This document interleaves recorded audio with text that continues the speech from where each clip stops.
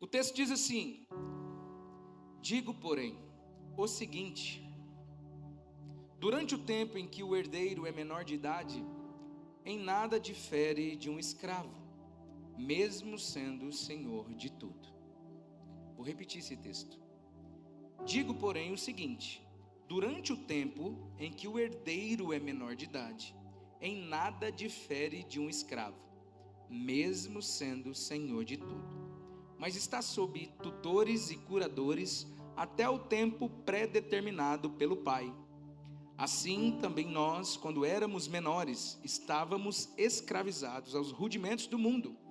Mas quando chegou a plenitude do tempo, Deus enviou seu Filho, nascido de mulher, nascido sob a lei, para resgatar os que estavam sob a lei, a fim de que recebêssemos a adoção de filhos. E porque vocês são filhos, Deus enviou o Espírito de seu Filho ao nosso coração, e esse Espírito clama: Abba, Pai. Assim, você já não é mais escravo, porém filho, e sendo filho, também é herdeiro por Deus. Aleluia, irmão. Você pode aplaudir esse texto, querido? É sobre esses textos que nós precisamos ancorar a nossa alma, ancorar a nossa fé. E mais uma vez eu quero orar contigo. Feche seus olhos. Pai, nós acabamos de expor a Tua palavra. Ela é viva, ela é eficaz, ela tem poder de dividir a alma e o espírito, junta em medula. Ela por si mesma cumpre sua missão. Nessa noite eu sei que o Senhor tem muitas sementes para semear em nossos corações. Que possamos ser sensíveis e ter o coração aberto para receber essas sementes, e que ela caia na terra boa. Por isso nós declaramos a rema de Deus nessa noite, a palavra revelada, e que ela possa produzir fruto a 30, 60 e 100 por um daquilo que foi semeado. Colocamos diante do Senhor agora nossa vida, a minha vida, em nome de Jesus. Amém, irmãos? O texto é muito claro, e esse texto fala a respeito de maturidade, não de idade. Esse texto não fala de idade. Quando o texto fala do herdeiro ser menor, ele não está falando que o herdeiro ele não usufruía porque não tinha idade. Por mais que pareça ser literal, o estava falando de algo simbólico. É como se ele dissesse: enquanto o herdeiro é imaturo, em nada difere de um escravo, mesmo sendo o senhor de tudo. Isso não te preocupa? A maturidade, nesse contexto, é sinônimo de desfrute, é sinônimo de apropriação, é sinônimo de tomar posse, de viver na prática. Aleluia, irmão. E eu gostaria de iniciar dizendo, primeiramente, o tema. Olhe para o irmão e diga assim: abandone a consciência de escravo. Nós estamos em uma série de ministrações a respeito da consciência. Diga consciência. Consciência é um elemento, é um lugar que está dentro da nossa mente e que produz, ela imprime impressões que faz com que nossa vida seja designada para bom ou para ruim. Essa é uma definição minha, acabei de inventar. Mas é como se a consciência fosse uma bússola, e se essa bússola estiver quebrada, ela vai te levar para o lugar errado. Por isso o Senhor quer nesses dias, em meio a essas ministrações, configurar a nossa bússola para que ela aponte para Jesus, para que ela aponte para a cruz. E se a sua bússola estiver apontando para a cruz, para Jesus, então nós estaremos indo para o lugar certo, desfrutando daquilo que Ele tem para nós. Amém? Amém? Então tá. Então muitos crentes hoje vivem como Israel viveu no deserto, livres na prática, mas escravos na mente. E hoje eu quero fazer uma alusão, uma comparação entre o povo de Israel e um rapaz chamado José. Nós podemos ver Israel, irmão, ser libertada por Deus de maneira cinematográfica.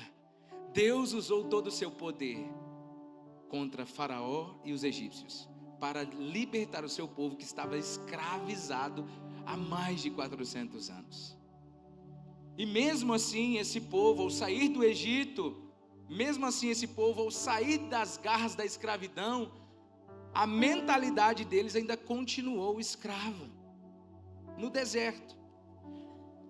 Outros, por exemplo, como José, mesmo em situações adversas, permanecem firmes na identidade de filhos de Deus. Ou seja, José foi o contrário, foi vendido como escravo, mas viveu como um filho de Deus. E eu quero fazer esse contraste nessa noite, você está aqui? Então Paulo escreve aqui nesse contexto, ele nos mostra que a obra de Cristo nos arrancou da escravidão da lei, da culpa, do medo, para nos colocar como filhos e herdeiros. Então não é apenas um perdão, não é apenas te arrancar das garras das trevas, te livrar do inferno, é te fazer filho e herdeiro, e co-herdeiro com Jesus Cristo. Isso é o que o texto está dizendo. Então o evangelho não é apenas sobre uma mudança de status legal, onde você literalmente era preso, era escravo, e agora fisicamente você tem liberdade para ir. O evangelho é muito mais do que isso, mas quando a gente reflete de maneira mais intensa, a gente consegue observar que o evangelho é uma libertação de uma consciência escravizada, seja ela pelo diabo, seja ela pela religião ou pelo mundo. Estão aqui ainda? Então o evangelho é o poder de Deus para libertar todo aquele que está cativo. Por isso que a Bíblia diz,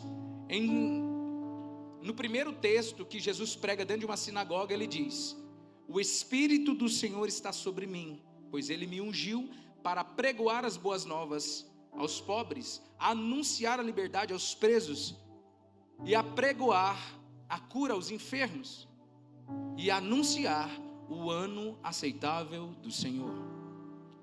Essa foi a primeira pregação de Jesus, e este também é um dos atributos dos filhos de Deus. Diga assim: o Espírito do Senhor está sobre mim, ele me ungiu para pregoar as boas novas, anunciar a liberdade aos presos, falar da boa nova de Cristo àqueles que estão enfermos, para que eles sejam curados, e anunciar o ano aceitável do Senhor. Estão aqui ainda? Então vamos lá. O herdeiro, quando Paulo diz nesse contexto, ele não está dizendo, como eu disse, a respeito de idade.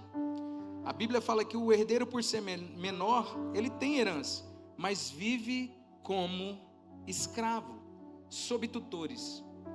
Quando a Bíblia está dizendo aqui que ele vivia sobre tutores, é como se ele vivesse com babá. Quando Paulo se refere nesse contexto a respeito da lei, ele está dizendo que ela era como um aio, como um apoio. Paulo chega ao nível de dizer que a lei foi para conduzir o homem até Jesus. A lei era como uma babá que sustentou o homem por ser imaturo até a chegada da revelação do Filho de Deus. Isso é a maturidade, a revelação do Filho de Deus.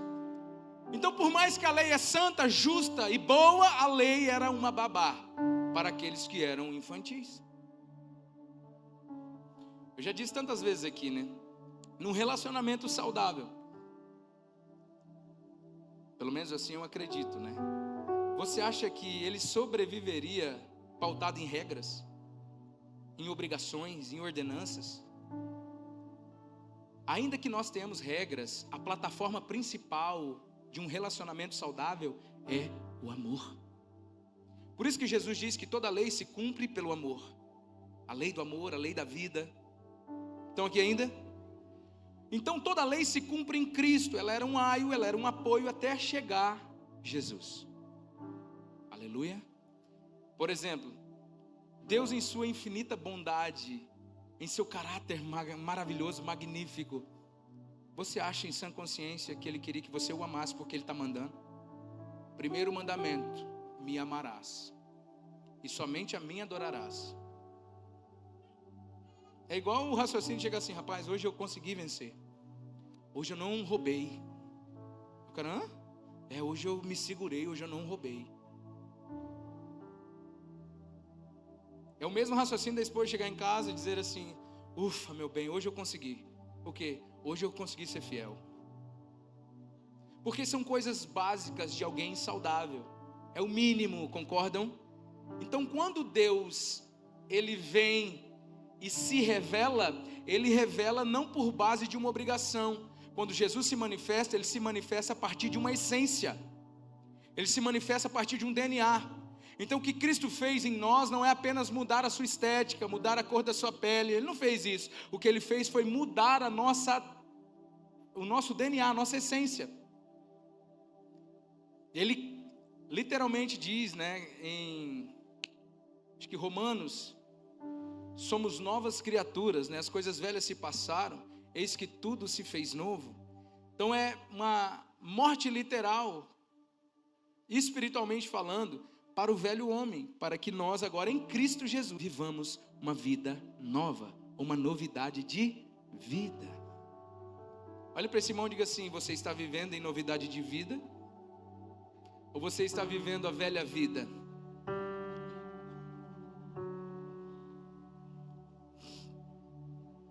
Mas o que tem de crente vivendo uma velha vida?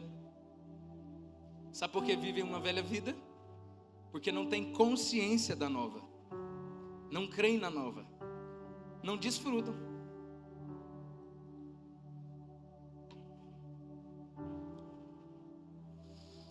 Então crentes que têm a promessa, mas não desfrutam por falta de maturidade.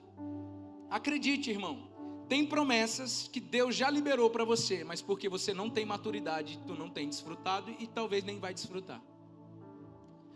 O herdeiro é menor, ele é imaturo, mesmo sendo dono de tudo, mas não desfruta porque não tem maturidade, porque está debaixo de tutor, está debaixo de babá, ou seja, ele não tem estrutura, não tem maturidade para se apropriar.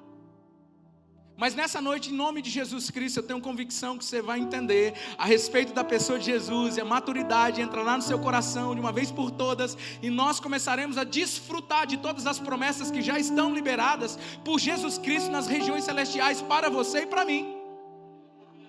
Entenda isso de uma vez por todas. Tem promessas que já era para você estar desfrutando, seja lá em qual for a área. A gente brinca muitas vezes com as irmãs, com as meninas que são solteiras, os meninos que são solteiros. Mas acredite, uma das promessas de Deus é que você seja suprido em todas as áreas. A Bíblia diz: o Senhor em sua infinita misericórdia suprirá todas as nossas necessidades em glória.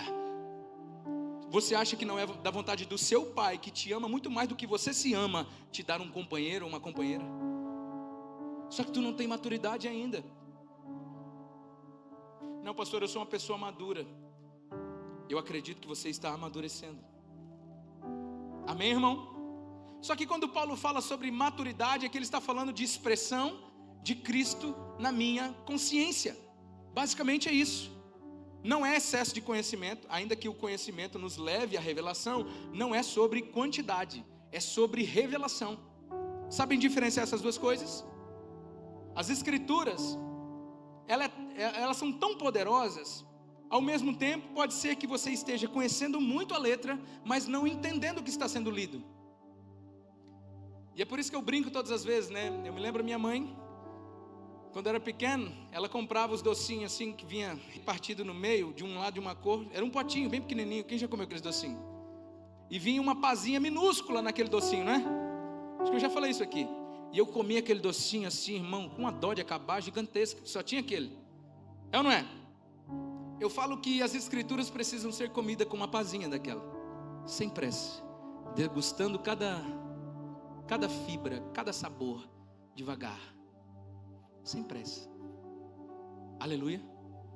E à medida que você vai entendendo cada centímetro da palavra, vai tendo revelação de cada texto, de cada frase, de cada contexto, aquilo vai te preenchendo, irmão. Aquilo vai te transformando, te configurando. E é isso que falta na igreja contemporânea. Porque nós temos pouco tempo. Essa é fala nossa, tá? São as nossas falas. Nós temos pouco tempo. Mas na verdade nós temos o mesmo tempo que Abraão teve. Mesma quantidade de horas do dia. Mesma quantidade de hora que Moisés teve, que Elias teve, todos eles. O problema é que a gente escolhe diferente do que eles escolheram. Mas não quero falar sobre isso.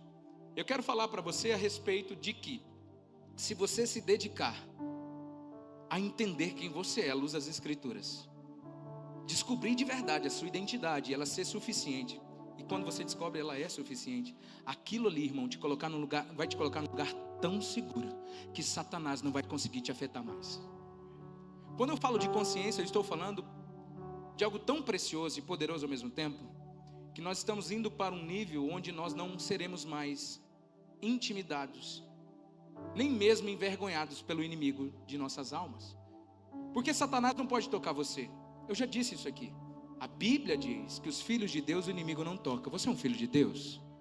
Você é um filho de Deus, amém? Você acabou de ler ali que você é um filho de Deus, amém? Aleluia. Então a Bíblia diz que ele não pode tocar em você. Porém, querido, ele pode te perturbar, te atrapalhar, te condenar, te acusar, te encher de pensamento de medo, de suicídio, de depressão, de ansiedade. É isso que ele quer fazer. E ele faz isso muito bem, ele é perito nisso. E se você vacilar, pode ter certeza que ele vai fazer. Agora então, o que eu faço, pastor? Permita com que a sua consciência creia e seja moldada pela palavra. À medida que a nossa identidade é definida pela palavra, Satanás perde o poder. Por isso que Satanás tem raiva, irmão, de pessoas que pregam, de igrejas que pregam a respeito disso. Porque isso aqui não tem merecimento, não tem glória para o homem, nem são mensagens bonitas de ouvir. Paulo até diz, né, que a mensagem dele era enfadonha. E para mim, Paulo, eu falo agora no dia que eu encontrar ele, ele fala assim: as suas mensagens eram maravilhosas. Eu nem te vi pregar, mas um guri chamado Malco, quando Paulo pregava, caiu do quarto andar e morreu de sono. Tem gente dormindo aqui na minha mensagem. Vou orar para você cair da cadeira. Porque essa mensagem, ela transforma de dentro para fora. Pode parecer que o pastor está falando aqui, o pastor está me enchendo de motivação para eu, sair daqui felizinho e ir para casa. Irmão, se tem alguém que não quer te fazer empolgado, sou eu.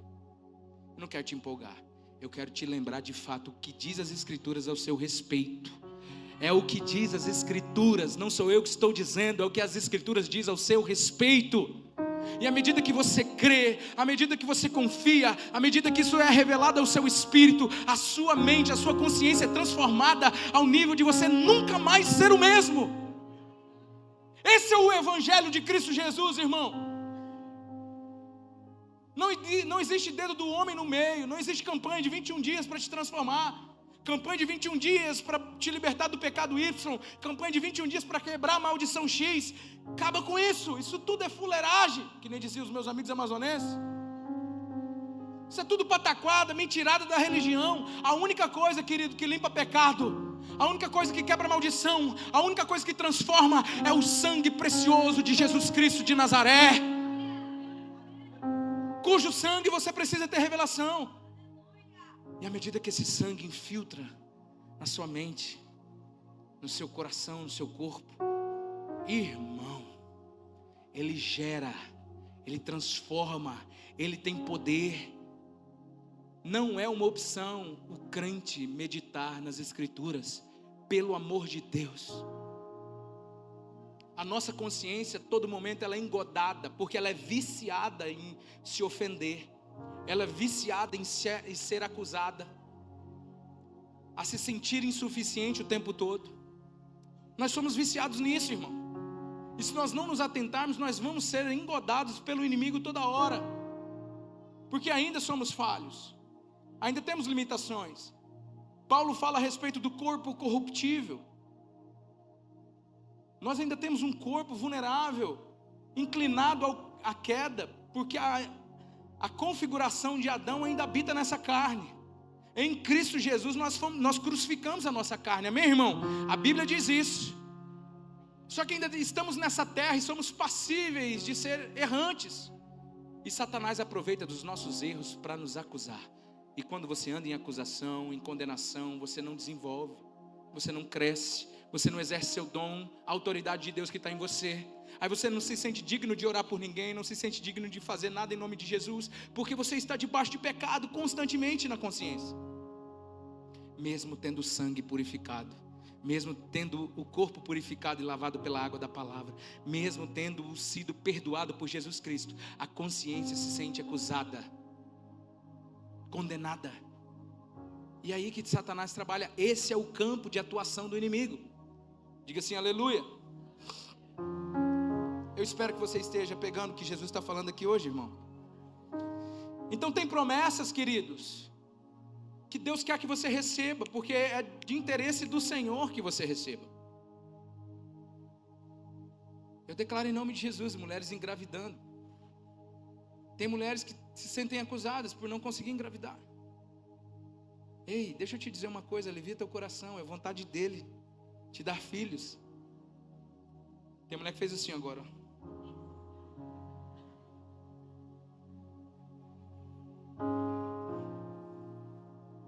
Mas é vontade do Senhor, é vontade dele você gerar.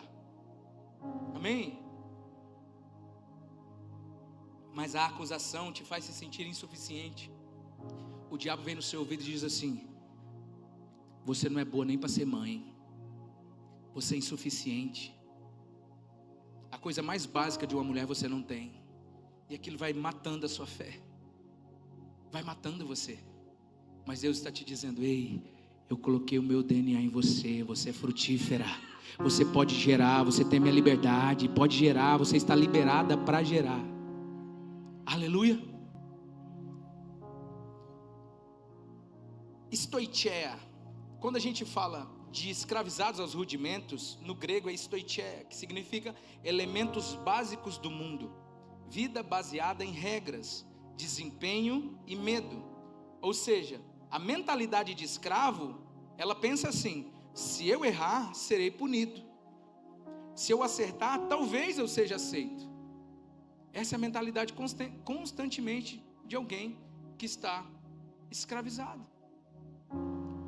Acho que a todo momento Deus está avaliando ele para punir. Se você errar, você vai ver, estou te avaliando aqui. Se você errou, eu te puno.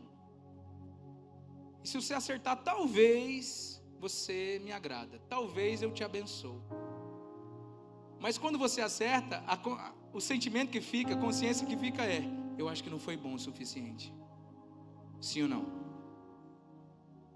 Porque a gente nunca vai conseguir, irmão, fazer algo pela força do próprio braço que esteja compatível com aquilo que Jesus fez. Por isso Satanás se aproxima de nós, nos mantendo preso às tentativas de ser como aquilo que Deus já fez.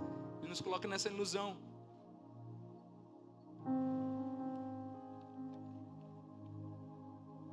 Quando a Bíblia fala sobre a plenitude do tempo, ela diz assim: Cristo veio sob a lei para redimir os que estavam debaixo dela. Ou seja, não apenas perdoados, como eu disse, nós fomos adotados, fomos feitos filhos de Deus. Então nós não fomos apenas perdoados. Olha para quem está do seu lado e diga assim: ei, você não foi apenas perdoado, você foi feito filho. Eu não sei, talvez o motivo pelo qual você chegou aqui hoje se sentindo acusado. Talvez você entrou aqui hoje se sentindo indigno de estar aqui, pela vida como você tem escolhido levar. Mas existe um perdão já liberado para você, se você quiser. Esse perdão foi dado pelo seu pai. Está aqui ainda? O Espírito do Filho. A Bíblia diz assim: Deus envia o Espírito ao coração e ele clama: Abba, Pai. Aqui está a cura da consciência. Não é apenas saber, é experimentar. Quando nós nos dispusemos ou nos dispomos a ter um relacionamento com a pessoa do Espírito que habita dentro de nós, o Espírito consegue nos convencer que Ele, o Abba, é o nosso Pai, é o nosso Senhor. Ele trabalha na nossa consciência, configurando a obra de Cristo ao nosso caráter, configurando o nosso caráter à obra de Cristo, e vice-versa. Então, quando você se relaciona com a pessoa do Espírito que está dentro de você, Ele consegue te configurar. Por isso que o Espírito Santo é o penhor, a garantia de que Ele vai voltar para nos buscar. A garantia do que Jesus fez. Ele está aí dentro. Todo momento. Quando você erra, quando você cai, Ele não fica aí, tá vendo? Agora eu vou sair de você, você de novo nesse pecado, de novo nesse erro. Essa é a voz de Satanás para você. O Espírito está aí dentro te lembrando: ei, lembra de quem você é em Cristo Jesus. Se comporte de acordo com aquilo que você é. Você é filho, não é escravo. Você é filho, não é pecador. Você é filho, não é qualquer um. Se comporte de acordo com aquilo que você é. Irmão, à medida que você ouve o Espírito Santo, ele vai te conduzindo a ser aquilo que você já é em Cristo Jesus. A santidade, a justificação, a redenção, o perdão, o amor, tudo isso, irmão, começa a fluir em você e através de você. Agora, se você der ouvidos à voz do diabo, que está dizendo assim de novo aí: ó, que lixo que você é. Você não é o crente que fica na igreja levantando a mão. Olha o que você está fazendo de novo. E aquilo te acusa. Aí muitos dizem assim: eu voltei a estaca zero. É como se ele tivesse caído no lamaçal e começou tudo de novo.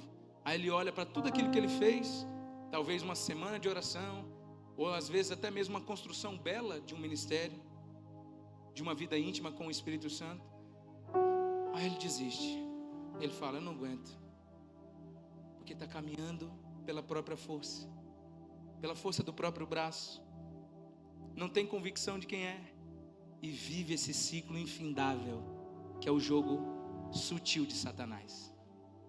Que nessa noite você possa entender a jogada do inimigo, para que você desfrute de um tempo precioso de intimidade com a pessoa do Espírito, para que você viva de acordo com aquilo que Ele já planejou para você, na sua rotina, na sua vida diária, com toda a leveza, irmão.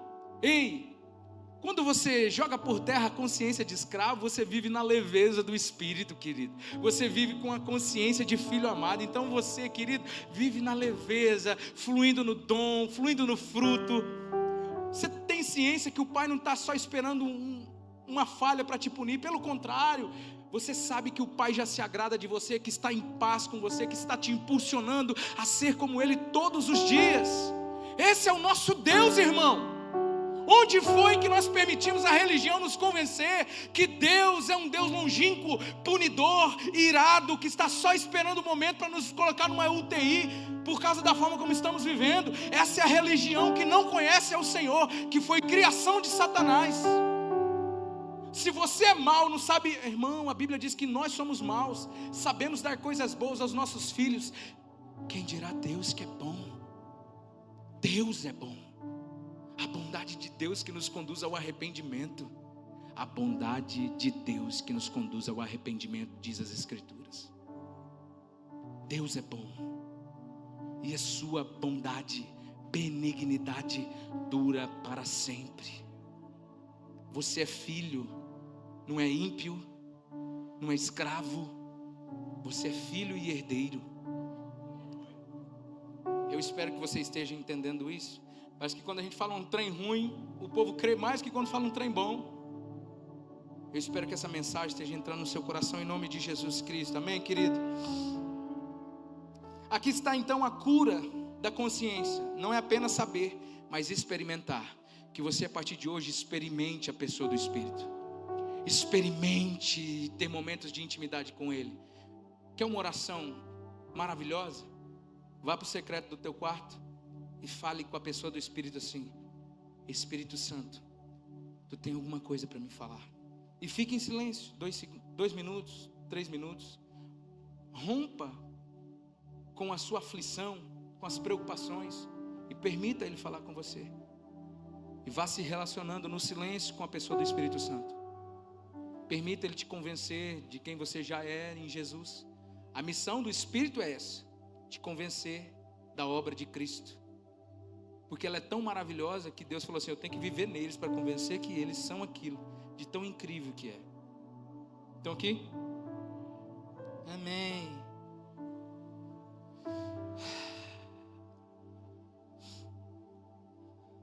Você já não é mais escravo, mas filho.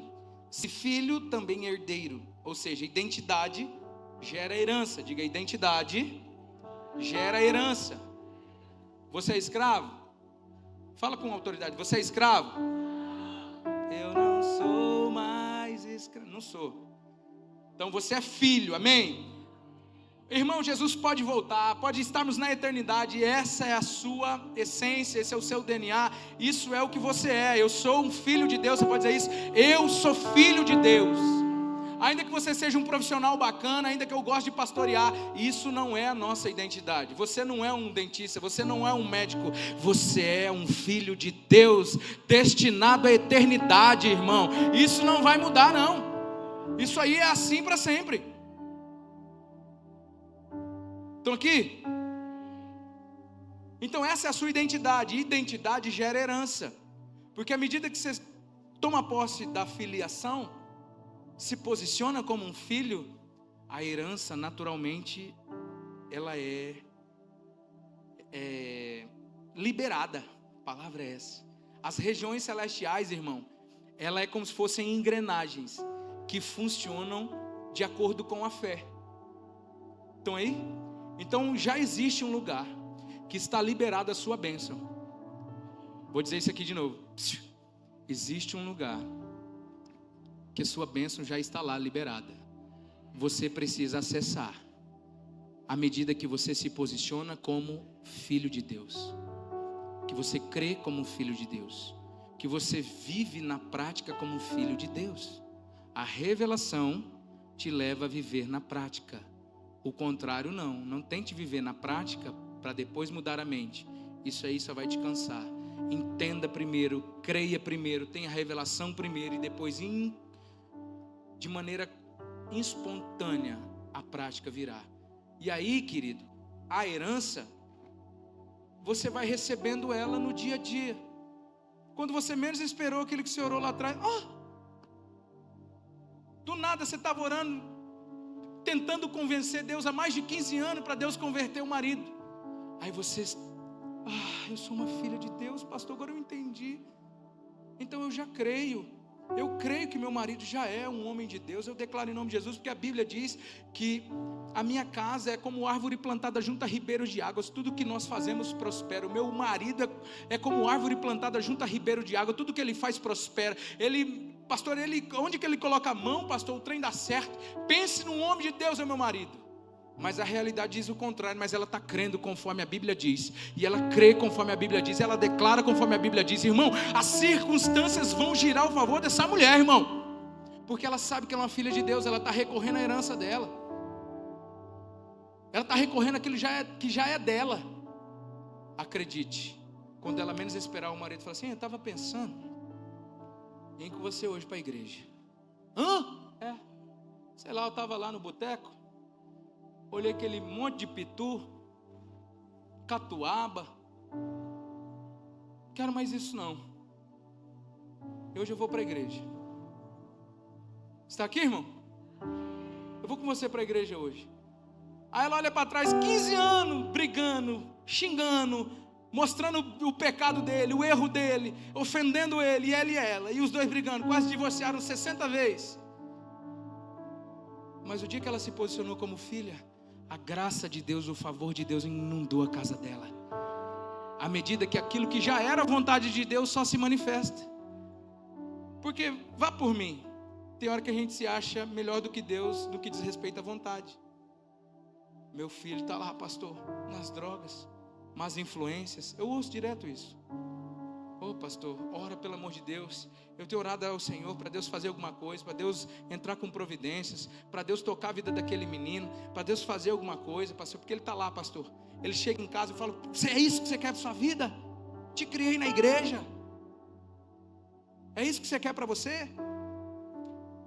Você não é um drogado não, e não sei o que e tal. E sempre orando errado. Posicionando errado. Pela força do braço, brigando com o moleque. E parece ser legítimo isso. Eu sei, muitos aqui agora falando, então tem que fazer como? Porque essa é a realidade de muitos. Muitos agem assim diante das dificuldades. Mostrando o erro, o defeito, tentando convencer a Deus nas orações. Como se Deus pudesse fazer alguma coisa e não fizesse. Como se Deus fosse um baita bonecão que só se movimenta se você orar. Tu acha que você ama mais seus filhos do que Deus? De verdade, você acha que você ama mais seus filhos do que Deus? Você acha que você teria capacidade cognitiva, espiritual, física para produzir algo tão precioso como esse? Quando foi que você se iludiu? Quando foi que a gente achou que a gente está criando filho para a gente? É por isso que eu falo para casais que não querem ter filhos, fica brincando com isso. A gente não gera para a gente gera para Ele. E se eu estou impedindo os filhos dele de se manifestarem, isso é algo muito sério. Então, precisamos descansar nisso. Os nossos filhos têm um pai. Então, a oração de uma mãe que está com um filho assim seria: desde o ventre o Senhor consagrou. O Senhor colocou na minha barriga e eu sei que é seu. Eu creio que é só questão de tempo, da manifestação do que Ele é vir à tona. Isso servirá para testemunho. Eu não abro mão do meu filho, não abro mão do que o Senhor fez, do que o Senhor produziu nele. Nós o criamos debaixo do Evangelho. Erramos, falhamos, mas nenhuma desses erros, dessas falhas, cobrirá a sua graça diante da vida do meu filho. Eu não abro mão. Agora você entra em guerra nas regiões celestiais. Satanás, eu recorro ao trono da graça. Solte todo e qualquer tipo de influência na vida do meu filho. As suas orações, irmãos, é contra o inimigo certo. Agora o crente está ali, ai Deus, faz alguma coisa, o Senhor tem que fazer, sabe, tentando convencer Deus daquilo que já é vontade dele. Talvez não está dando certo porque você está orando assim faz tempo. Seja lá para qual for a situação. Eu só estou usando a situação de um filho aqui, mas poderia ser uma situação financeira. Poderia ser uma situação emocional. Me livra, Senhor, dessa depressão. Oh, meu Deus do céu, eu já não aguento mais. Já experimentou acordar pela manhã, começar a confessar quem você é? A palavra de Deus diz que eu fui gerado nas regiões celestiais em Cristo Jesus. Eu tenho a mente de Cristo. A mente de Cristo está sobre mim. A mente de Cristo é uma mente alegre. A mente de Cristo é uma mente saudável. Eu declaro em nome de Jesus Cristo que eu produzirei projetos com essa mente. Essa mente aqui, ela verá os projetos divinos se cumprir.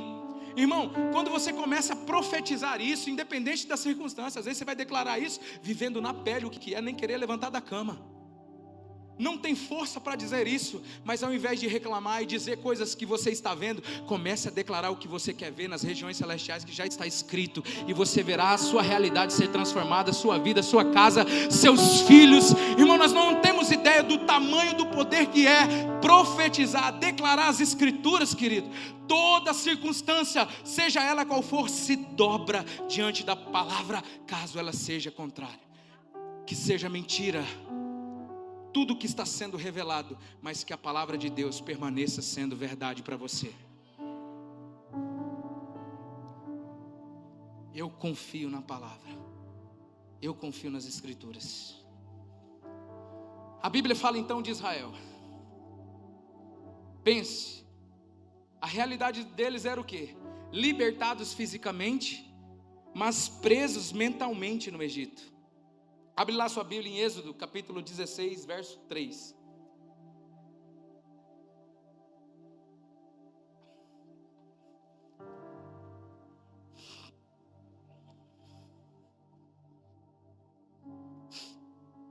Os filhos de Israel disseram a Moisés e Arão: quem nos dera tivéssemos morrido pela mão do Senhor na terra do Egito. Volta aqui só um pouquinho. Estamos falando de um povo que estava escravizado há 400 anos no Egito. Suas esposas eram violadas, seus filhos nasciam debaixo de escravidão. Eles não tinham vida própria, eles eram escravos. Nós não temos noção do que é ser um escravo. A igreja de Corinto tem, muitos deles eram escravos. Agora esse povo aqui nasceu debaixo de escravidão. Seus avós, seus pais, e agora eles estão aqui. E esse cenário é um cenário pós-libertação. Eles estão no deserto já. Eles estão indo para a promessa. Diga, indo para a promessa.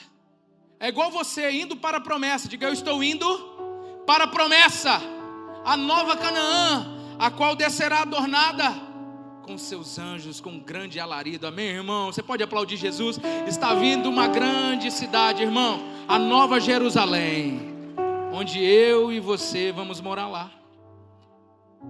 A Canaã de Deus aqui era uma promessa para eles. Essa Canaã era uma realidade já. Porém, eles estavam no caminho. E olha o que eles disseram. Os filhos de Israel disseram a Moisés e Arão: quem nos dera tivéssemos morrido pela mão do Senhor na terra do Egito. Paz. Quando estávamos sentados junto às panelas de carne e comíamos pão à vontade, pois vocês nos trouxeram a este deserto a fim de matarem de fome toda essa multidão. Não fala as bênçãos não. Deus foi misericordioso e mandou o maná, mesmo diante da murmuração desse povo. Escute, Deus em sua infinita misericórdia e graça os retira por mão forte. As 10 pragas, irmãos, foi a maneira como Deus usou para disciplinar e punir o faraó por ter feito isso com o povo dele. E esse povo que estava sendo liberto diz isso: Senhor, era melhor então nós termos morrido lá na hora das pragas do que vir para cá para o Senhor nos fazer morrer de fome no deserto, porque lá a gente tinha panelas de carne. Num outro contexto ele fala assim, lá a gente tinha pimentão, tinha cebola, a gente comia bem, e aqui a gente está morrendo de fome. Escute, preste atenção aqui. Primeira característica de uma mente escravizada: murmuração. Primeira característica de alguém que não tem consciência de filho: murmurador, reclamão. Murmurador, reclamão, insatisfeito, descontente. Deus já livrou inúmeras vezes. Esse povo viu o que muitos de nós nunca veremos. O mar se abriu, gafanhoto do nada, água transformada em sangue. Os primogênitos todos morreram, exceto deles, dos seus gados, de suas casas, seus filhos. Viram coisas extraordinárias e estão aqui agora murmurando porque estavam talvez passando uma fase de fome, duvidando e questionando de Deus. Eu ouso dizer para você que as evidências, sinais e experiências que Deus nos salva não são o suficiente para nos manter com a fé firme. A única coisa que faz com que a sua fé permaneça firme é a palavra de Deus. Se não mudarmos nossa realidade em relação a isso, a nossa convicção em relação a isso, vamos andar como um bêbado, cambaleando pela nossa rotina do dia a dia, em toda a nossa vida até a volta de Cristo. Escute, que possamos ser como João. Vou dizer, você pode projetar João. A Bíblia diz que João, de manhã nós projetamos, você se lembra? João disse assim, as escrituras dizem assim, ó, olha lá. Muitos chegaram até João e diziam: João não fez nenhum sinal, mas tudo o que ele disse a respeito de Jesus era verdade. Olha para o João do seu lado e fala: ei, João, não tem sinal na sua vida não, mas tudo o que você fala a respeito de Jesus é verdade. Queridos, deixa eu dizer uma coisa: antes de desejar sinal, creia. Antes de ver, creia. Antes de você apalpar, creia. A Bíblia diz que bem-aventurada é a geração que não viu, mas creu. Olha para o Tomé do seu lado e fala assim: ei, Tomé, chegou o tempo, Tomé, de virar essa chave e você começar a crer antes de ver. Aleluia! Deus está falando com a gente aqui, sim ou não? Tem muitas coisas que você já viu, mas é aqui. Ninguém viu, mas você viu. Aqui. E você creu. Deus tem mostrado muitas coisas para a gente aqui, imprimindo no nosso coração. Você ainda não viu acontecer. Sim ou não? Mas você creu. Continue crendo. Continue declarando. Continue tomando posse. É só questão de tempo disso se manifestar. Amém? Amém mesmo? Então, libertados fisicamente, mas presos na mentalidade. Abre Números 11, 5, fazendo um favor.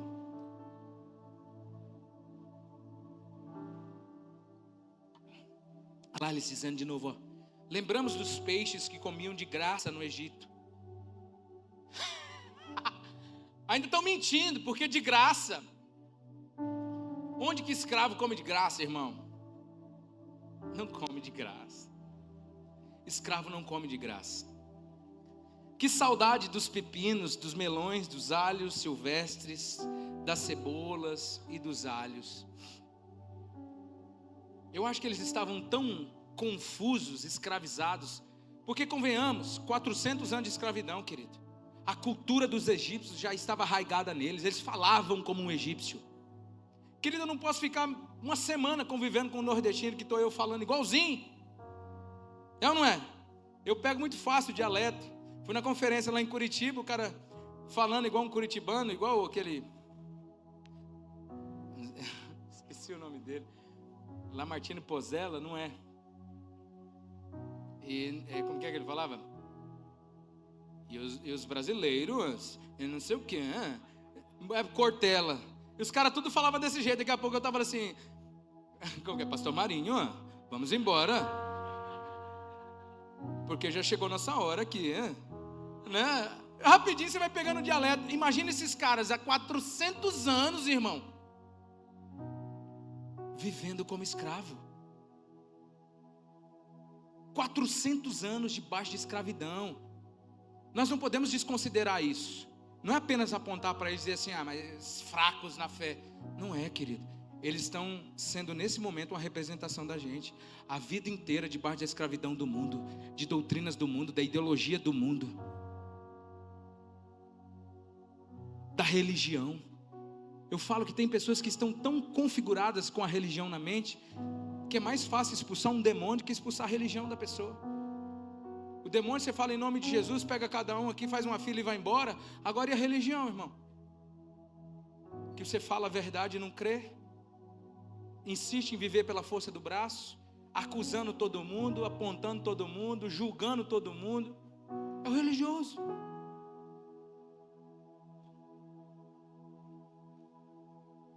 Agora existe a cultura do céu, e ela precisa ser vivida por nós aqui na terra, agora. A maneira de Cristo pensar, a maneira de Cristo viver na prática, em nome de Jesus. Então, reclamando, mesmo com o maná, coluna de fogo, presença de Deus, eles desejavam voltar para a escravidão. É igual a religião faz com o povo. Disse no último culto, o cara está servindo aqui dentro, mas tem mentalidade de escravo, tem mentalidade de empregado, está servindo porque quer receber alguma coisa. Ele se dispõe a servir na igreja, se dispõe a servir numa célula, se dispõe a servir a Deus com o seu chamado, mas porque ele quer um salário, ele quer receber alguma coisa. Mentalidade de escravo. É o filho pródigo. Você lembra do filho pródigo? Todo mundo critica o filho pródigo, beleza. O filho pródigo pegou tudo que era parte do pai e foi lá e vendeu tudo de maneira dissoluta. Só que a gente só taca o pau no coitado do filho pródigo. Mas e o filho que ficou? Que tinha uma mentalidade de empregado, de escravo, um religioso.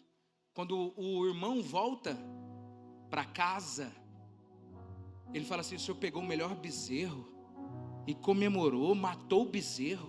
Eu te sirvo aqui há tantos anos, o senhor nunca me deu um bezerro. Agora esse teu filho, ele diz assim, esse teu filho vem aí, depois de ter gastado tudo o seu dinheiro, e o senhor faz isso, dá o melhor para ele. Aí o pai diz assim: meu filho, quando que você me pedindo um bezerro, me pedindo algo, eu não lhe daria? Não conseguiu enxergar que tudo que tem aqui é seu? Ele tinha uma mentalidade de escravo, mentalidade de empregado. Fazia para o pai esperando o retorno, fazia para o pai como se ele não fizesse parte daquilo. Agora o filho, quando ele entende que é filho, além dele trabalhar mais do que um empregado, de maneira espontânea, sabendo que tudo aquilo é dele, ele trabalha com ótica de governo. A mentalidade de filho te leva a governar sobre todas as áreas. A mentalidade de escravo te faz sempre ficar como cauda e não cabeça. Escute, assuma hoje a sua postura de filho de Deus pelo amor do nosso Senhor Jesus Cristo. E comece a governar sobre as dificuldades, comece a governar sobre as finanças, comece a governar sobre a sua vida emocional. Deus não quer que você viva desequilibrado como um louco. Quando as coisas não dão certo, você vai lá embaixo no fundo do poço. Quando alguma coisa sai errado conforme você não gostaria, você quebra tudo dentro de casa, xinga todo mundo. Deus não quer que você seja um desequilibrado. Você é filho dele. Comece a governar sobre as suas emoções, e isso para ontem. Você acha que Deus quer que você seja um descontrolado, emocionalmente falando? Escute. Todas as coisas ruins que acontecem em nossa vida, seja elas pequenas ou grandes, são oportunidades de revelar o Messias para todo mundo. É diante de uma intempérie, é diante de uma situação difícil, é diante de algo que saiu errado, que você tem a oportunidade riquíssima de, em meio à dor, em meio ao caos, em meio à falta, glorificar o nome do Senhor. E deixa eu te dizer uma coisa, nós só temos essa chance de fazer isso agora. Depois não vai ter essa chance mais não. Porque não haverá mais dor, nem pranto, nem mais nada. Agora é a hora de você adorar em meio à dor. Agora é a hora de você adorar em meio à falta. Agora é a hora de você adorar enquanto as coisas não estão bem. Porque vai chegar um tempo na eternidade que essas coisas não existirão.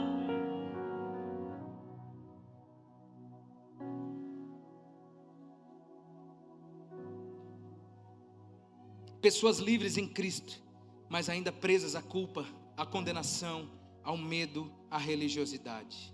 Deus tinha dado maná, coluna do fogo, a presença dele, mas eles desejavam voltar para o Egito. É por isso que eu digo, para quem ainda não teve a virada de chave, tudo que Deus faz é o mínimo. É o mínimo, tinha que fazer mesmo. Não é grato, não é contente. E olha para trás. O ingrato, quando ele olha para trás, ele vê Deus nunca o desamparando. Já passou por situações muito difíceis e Deus foi com ele. Agora, por causa de uma profeta miserável, Elias, você vai entrar na caverna e vai questionar seu Deus. Vai questionar a fidelidade do seu Deus por causa disso. Mentalidade de escravo. Mas Deus está derramando a mentalidade de filho em nome de Jesus. Agora José não. José, diga assim: eu sou José. Irmão, José é uma tipologia de Jesus. A primeira vinda do pai, vocês lembram? Depois a segunda vinda com os irmãos, o perdão com seus irmãos, até mesmo a história de José com os 7 anos de fome, depois 7 anos de fartura, depois 7 anos de fome. Tudo isso é uma tipificação das coisas do fim. Existe uma doutrina dentro da teologia que fala sobre as 72 semanas de José. E ali você consegue ver e conciliar com o Apocalipse os princípios do fim. José é incrível. Um carinha que era o mais amado do pai. É você. Irmão, eu queria tanto que tivesse aqui na igreja uma competição santa. Quem se sente mais amado? Olha para o irmão do lado e fala assim para ele: eu sou o mais amado. Nem tente. Vai lá na bio do meu Instagram agora, lá você não segue o Tiago, vai lá, o pastor vai lá e segue. Você vai ver na bio do meu Instagram, está escrito assim, ó: aquele a quem Jesus mais ama. Porque eu quero ser aquele que Jesus mais ama. A gente sempre fala de João, né? João, o discípulo mais amado. Eu repito mais uma vez isso. O único que escreveu isso foi ele. Não foi Mateus, não foi Lucas, Não foi Jeremias? Jeremias não profetizou que João seria o mais amado. Nem foi Jesus que disse, foi ele. Nada impede você sair daqui hoje dizendo assim, eu sou o mais amado. Esse pastorzinho aí não é não, eu sou. Amém? E José era o mais amado. A Bíblia diz que ele tinha uma capinha colorida, coloridinha, tipo o arco-íris assim. E aquela capinha de José demonstrava que ele era o filho mais amado do pai. O pai fez aquela capa para ele. E depois que José morre, o pai pega aquela capa ensanguentada que os caras mentiram, e ele é vendido como escravo para o Egito. Olha a situação diferente. Vamos fazer um contraste. O povo de Israel sai da escravidão com a mentalidade de escravo. José entra na escravidão com a mentalidade de filho. Ou seja, o povo de Israel saiu fisicamente da escravidão, saiu do Egito, mas o Egito, a escravidão não saiu deles. José sai da casa do pai e vai para a escravidão. José sai do conforto da casa do pai, de ser o mais amado dentro da casa do pai, e agora vai viver como um escravo literal, vendido por aqueles que deveriam protegê-lo. Mas José permaneceu com a mentalidade de filho. Diga assim, eu sou José, desse tempo. Vendido como escravo, Gênesis 37, 28. Gênesis 37, 28. E quando os mercadores midianitas passaram, os irmãos de José o tiraram da cisterna e o venderam aos ismaelitas por 20 moedas de prata. Estranho, né? 20 moedas de prata. Parece com alguém, não parece? Eu falo que José é uma tipificação de Jesus, é ou não é? Vendido por algumas moedas de prata. E os ismaelitas levaram José para o Egito. Abre lá agora em Gênesis 39, 9. Já vamos encerrar. Não há ninguém nesta casa que esteja acima de mim. Ele não me vedou nada, a não ser a senhora, porque é a mulher dele. Como, pois, cometeria eu tamanha maldade e pecaria contra Deus? Sabe onde eu vejo esse texto aqui? Eu vejo esse texto na carta aos Romanos, no capítulo 5, se não me falha a memória, ou 6, onde as pessoas perguntam assim, que diremos então, Paulo? Continuaremos no pecado para que a graça aumente, para que a graça funcione, para que ela seja eficaz? Paulo diz o que ele diz, como, pois, viverei no pecado, se eu já morri para ele? A mulher todo dia batia na casa do José, lá no quartinho dele, ô José, olha para o José do seu lado e fala assim, ó, ô José. E ela falava assim, José, deita comigo, José. Aí o José olhava para, sangue de Jesus tem poder, lacraia, jararaca, está repreendido em nome de Jesus, nome de Jesus, sai fora, né? Mas José sabia quem ele era, José sabia da sua essência, José sabia quem era o Senhor. Ele até dizia assim, como que eu vou fazer um trem desse com Deus? Não tem como não, minha filha. Só que você é um crente carnal com mentalidade de escravo. O povo estava desejando pepino, irmão, bacia de carne. Na primeira tentação o povo fala, sabe uma coisa, já estou no pecado mesmo, já estou aqui no Egito mesmo, ninguém está aqui, meu pai nem sabe se eu existo, meus irmãos me vendeu. Na primeira tentativa, na verdade é o contrário, né? Era ele que estava batendo na porta da mulher. E tem crente aqui que não cai não, ele já se joga. Aqui não, né? Em outro lugar, perdão, outros cantos, aqui na igreja não. Amém, querido? Então esse José é um José santo, porque ele sabe que o Deus dele é santo. Deixa eu te dizer uma coisa, a Bíblia diz que o Senhor Jesus nos santificou para sermos santos como Ele é. Já existe uma santificação em você, cuja santificação você pode ver a Deus. A Bíblia não diz que sem santificação ninguém verá a Deus? Pois bem, a santificação que está sobre você é a santificação que vem pelo Cordeiro de Deus que tirou o pecado de mim e de você. Aleluia.